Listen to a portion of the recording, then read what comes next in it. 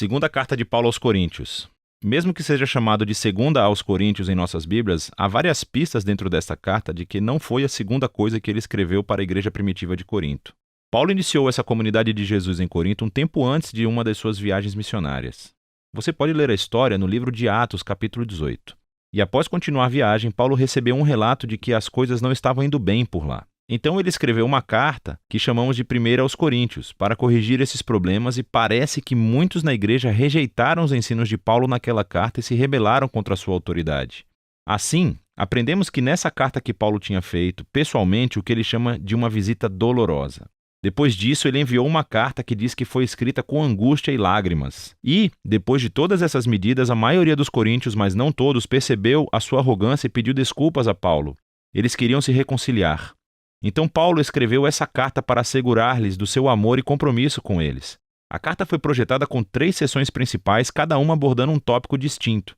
Paulo primeiro finaliza sua reconciliação com os coríntios. Depois, nos capítulos 8 e 9, ele aborda o tema da generosidade esquecida. E nos capítulos finais, Paulo desafia os coríntios restantes, aqueles que ainda o rejeitam. Vamos nos aprofundar e ver como tudo funciona. Então, Paulo começa agradecendo a Deus de toda a misericórdia e conforto que trouxe paz e coragem para ele e os coríntios durante essa época de divisão e disputa.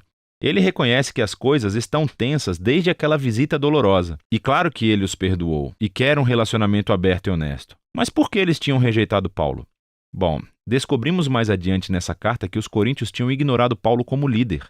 Ele era pobre e tinha uma vida escassa através do trabalho manual. Ele estava sob constante perseguição e sofrimento. Muitas vezes estava sem casa. E ainda por cima, ele não era um orador público muito impressionante. Assim, quando os coríntios foram expostos a outros líderes cristãos mais ricos e impressionantes, começaram a desconsiderar Paulo. Na verdade, estavam com vergonha dele.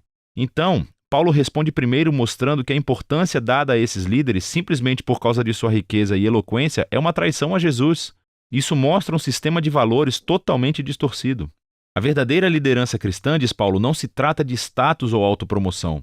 Paulo descreve a si mesmo e aos outros apóstolos como escravos cativos do Rei Jesus que os conduz em direção a uma procissão de triunfo. O trabalho de Paulo não é impressionar outros, mas sim apontar as pessoas para aquele que é impressionante, Jesus. Então ele alude a uma exigência recente dos coríntios, querendo que ele fornecesse algumas cartas de recomendação para provar a sua autoridade e credenciais. E isso é ridículo para Paulo. A igreja em Corinto nem existia se ele não a tivesse começado. É por isso que ele diz que eles próprios são a sua prova de liderança genuína. Eles são a sua carta de recomendação. Ele inteligentemente cita os profetas Jeremias e Ezequiel, dizendo que o Espírito de Deus escreveu a sua carta de recomendação nos seus corações como seu povo da nova aliança. Os coríntios não deveriam precisar de mais provas além dessa. Quanto à menção à nova aliança, isso leva Paulo a uma longa comparação entre a antiga aliança entre Deus e Israel, mediada por Moisés, e a nova aliança entre Deus e os coríntios, mediada por Jesus Cristo e pelo Espírito. A antiga aliança, feita no Monte Sinai, foi verdadeiramente gloriosa. Ela fez o próprio Moisés brilhar com a glória de Deus, mas essa glória acabou por desaparecer. Sem mencionar o fato de que as leis dessa aliança foram ineficazes na verdadeira transformação de Israel. Mas a nova aliança, por comparação, é ainda mais gloriosa, porque o Jesus ressuscitado é a própria glória de Deus e vive para sempre. E é esse o seu Espírito que agora está transformando as pessoas para serem mais fiéis, assim como o próprio Jesus. Bom, tudo isso parece incrível. Quer dizer, quem não quer compartilhar da própria glória de Deus? Mas Paulo continua a mostrar como o paradoxo da cruz inverte as ideias dos coríntios sobre glória e sucesso. Afinal de contas, a exaltação gloriosa de Jesus como rei aconteceu através do seu sofrimento, execução e morte. Na cruz, Jesus revelou a salvação de Deus, morreu pelos pecados do mundo para reconciliar as pessoas com Deus. Mas a cruz faz ainda mais, revela o caráter de Deus. Ele é um ser de amor incondicional, que sofre e que busca o bem-estar dos outros. A cruz também revela um novo modo de vida através da cruz. E o objetivo de Paulo é que a sua vida e ministério imitem a cruz. Assim, embora sua carreira apostólica tenha sido marcada pela humildade, sofrimento, pela pobreza, tudo isso foi para servir aos coríntios.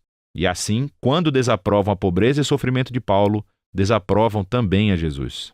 O modo de vida e liderança de Paulo são, na verdade, a prova de que ele representa autenticamente o Jesus que foi crucificado e ressuscitado.